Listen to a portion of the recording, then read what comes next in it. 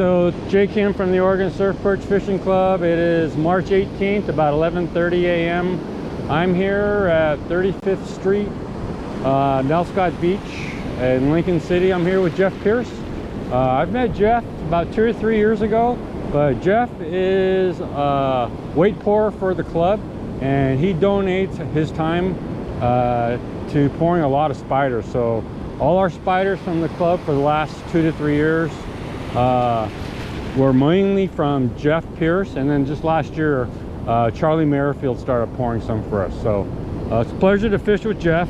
I wasn't expecting to come out today. I haven't been feeling so great, but I always like to come out with Jeff, especially since he donates a lot of his time. Okay, this is what Jeff Pierce always brings me, is a bucket of weights. So these are spiders, and again, I give them out. We've probably been giving out 200 to 300, maybe even 400 in the last 2 years or so. So thanks again, Jeff, for being such a generous donor of your time. I have no idea if it's incoming, low coming, what the tidal height is. I do know swell energy's around 470 though, because I wanted to come out even if Jeff wasn't coming out, but I wasn't planning on coming out until he called me. Catch conditions look okay. They don't look great. So it's about 48, 49 degrees. There's no wind, so it's pretty pleasant. But you can see there's not a lot of crashing waves here right now. So I was talking to Jeff about what other kind of fishing he does, and he doesn't perch fish very much. And I think the last time he actually perch fished was at our Central Coast get-together last year. So it's been almost a year since he's perch fished. Again, he donates a lot of his time to pouring weights for us. So a very generous individual. We've been fishing for about 20 minutes. I don't have my watch today, so I'm losing track of all time. But that's Angie, who is Jeff's wife, and that's their new puppy. So anyway, I've met Angie a couple times with Jeff, and they're a really lovely couple. Okay, so I don't know how much longer we're gonna fish, but I've got zero action in about 5 casts, and that's pretty normal for me here at Lincoln City. Also too, catch conditions aren't really good right now because it's really shallow way out there. So I doubt if we're gonna get any action from what I'm seeing. But man, it's just nice to be out in the ocean and fresh air blowing on me. I love standing in the water. Okay, so I think I've been here like a half an hour. I'm guessing I got in about 6, 7 casts with no action. I'm quitting. I'm not feeling so great, so I just wanted to come out and actually just meet Jeff and pick up some weights from him. So he's an awesome guy, and I always try and meet him when he comes out. So anyway, it was still worth the time and effort to come out. Got some fresh air and got to see Jeff, so that was pretty awesome. Looks like this person's fishing, so I want to go talk to him, see who it is. Maybe they're a Surf Perch member. My name's Jay Kim. John? Nice to meet you. You belong to the Oregon Surf Perch Fishing Club? On Facebook? Yeah. Yeah, I follow you guys. Okay, tell you what, man. You see that? Here, let's go to the dry area. You see my patch? If you lift it up, it's Velcro. Okay. There's some weights in there, I believe. Okay. Why don't you take 2?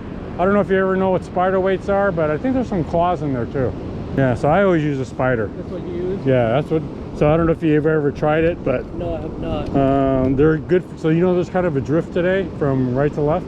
So what you do is you spread the legs out a little bit, and then you twist the bottom like that, and then you can bend the legs. So if it's not drifting at all, then you can bend the legs pretty much straight. Okay. If it's drifting a lot, then you put them up like that. Okay. And then it'll anchor pretty well. It'll stay down. Yeah. Did you get 2? Carolina. Yeah. Okay. So when I'm looking around, I'm looking for the waves, and where we were fishing is not so great because it's shallow. But see, further up the beach, there's a lot of crashing waves. Yeah. They look a little bit deeper green. Okay. So I was gonna go up there, but I'm not feeling good. I ate something that didn't agree with me. So would you go? I'd go past him and see where all that white is. So generally what you want to see is one crack. So right here, you see how it's dark green and there's no wave action? Yeah. This is the place you'd want to avoid. You'd want to get out to those waves way out there. Okay. But as the waves crash, they churn up food, and that's usually where the fish are. Yeah. Okay, so you just cast it where the waves are crashing. where the waves are crashing as much as Okay. possible. That's why up there looks a little bit better. But see where he's fishing, it's still dark green. There's no waves. That's why going up there would be a little bit better. Just guessing, right? You're just trying to figure out where the fish are. I usually, I went, the first time I went, it was 2 hours before high tide. And we actually got lucky, but after that, I mean, this is my third time coming. And what beach do you usually come to? To Ona. We went to Ona. Oh, a yeah. couple times. There's a place called Lost Creek. Lost Creek? Yeah, Okay. Lost Creek is pretty good. So Ona's okay. Yeah. Lost Creek, there'll be some times when you have monster days. Oh, wow. And there's also another place called Curtis Street. Curtis. Yeah, so look Is those that up. here in Curtis Street is about 5 minutes away from Ona. Oh, okay. Yeah. Right there. So you know how Ona, you have to walk a long ass ways to get to the beach? Yes. Right, those other places you don't have to do that. Okay. In fact, Curtis is like here where you just park and you're just right at the beach. Oh, okay. So Curtis is that way. Lost Creek is a short walk, but it is it's a little bit longer than here or Curtis. Okay. Okay, but try Curtis Street. Yeah, Lincoln City, I haven't done very well there, and I fish about 50 to 70 times a year. So I've been here about maybe 12 times in the last 2 to 3 months, and I have never done very well here. If you have real bait guys do better here. Oh, really? Yeah, so guys who use sand shrimp and they'll use clam necks, and then they use that spider thread, tie it around the hook. Yeah. But yeah, so if I were you, I'd go try up there and just. So my other thing is after 2 casts, you don't get any bites, you keep moving. The reason I didn't go south is because I was avoiding the rocks. So that hotel is called Spanish Inn. Yeah. I wasn't sure how far south you went, but I know. No, I just got here. So I know guys who will catch by walking all the way down to that hotel. Okay. So that's another option. I'll Be more active in the club. Okay. Right? Because if you go out, you can ask someone, hey, I'm going to Curtis Street, can anyone meet me? Okay. And you'll find guys who like, if I known you were coming today, I probably would have met you. So yeah, come meet us. Yeah, I read some posts and then You got I came all the way from Salem, so I just wanna tell you what, I'll give you one of my, here, hold my rod for me. So these are my own leaders. Okay. So I tie. So this one's rigged up like this. Okay. So it's got a loop at the top. So you got to tie it. So I use a snap swivel for my braid, so I can tap my leader on. But that leader's got a loop at the top. Okay. So you got to tie it to your main line, and then it's got 3 hooks. All right. And it's got a snap swivel at the bottom. Okay. All right. And so like with yours, it doesn't have to be, the sandworm doesn't have to be straight then, as long as. No, it doesn't have to be straight, but I would bring it up to the eye. So these are all down because when you drag it through the surf. But just, yeah, they don't have to be perfectly straight. Okay. Yeah. If the fish are biting, man, they don't give a shit. Yeah, it's food. Yeah. But all right, man, I appreciate it. All right, so man, much. no problem. You have a good day. All right, you too, man. Take care.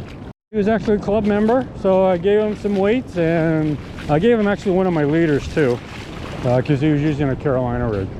So I was just trying to give him some tips, and I told him if he goes out, he should post for help, see if someone can help him.